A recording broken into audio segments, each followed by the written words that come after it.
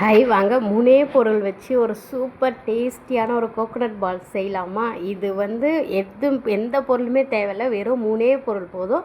First இது பண்ணுறதுக்கு கேஸில் வந்து ஒரு கடாய் வச்சுருங்க. கடாய் வச்சுட்டு இதுக்கு அளவெல்லாம் எதுவுமே தேவையில்ல. ஒரு கப்பு நான் வந்து ஒரு கிளாஸில் சர்க்கரை எடுத்து போட்டிருக்கேன்.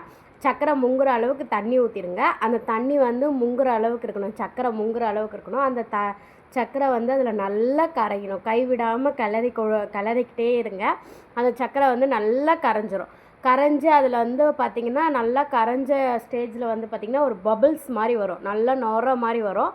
அந்த நுரையெல்லாம் அடங்கினதுக்கப்புறம் என்ன பண்ணுறீங்கன்னா தேங்காய் நல்லா துருவி வச்சுக்கோங்க. துருவி வச்ச தேங்காவை இப்போ சர்க்கரை ஒரு கிளாஸ் போடுறீங்கன்னா அதுக்கு 2 கிளாஸ் தேங்காய் இருக்கணும், அந்த மாதிரி பார்த்துக்கோங்க. அந்த மாதிரி வந்து தேங்காவை போட்டுட்டு அதில் நல்லா கலக்கி கொடுத்துக்கிட்டே இருங்க. நல்லா ஒரு அல்வா பதம் வரும். அப்போ வந்து இதில் நெய் ஊற்றுங்க. நெய் ஊற்றுறதை வந்து நான் வீடியோ எடுக்க மறந்துட்டேன். ஸோ வந்து நீங்கள் பார்த்திங்கன்னா நெய் ஊற்றிட்டு நல்லா வந்து ஒரு பிளேட்டில் வந்து நெய் தடவி வச்சுக்கோங்க.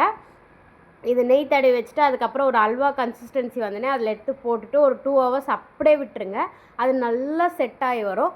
செட் ஆகி வந்தோடனே என்ன பண்ணுறீங்கன்னா கையில் எண்ணெய் தடவிட்டு குட்டி குட்டி பால்ஸ் மாதிரி எடுத்து வச்சுக்கோங்க. இதை வந்து நீங்கள் இதை பண்ணி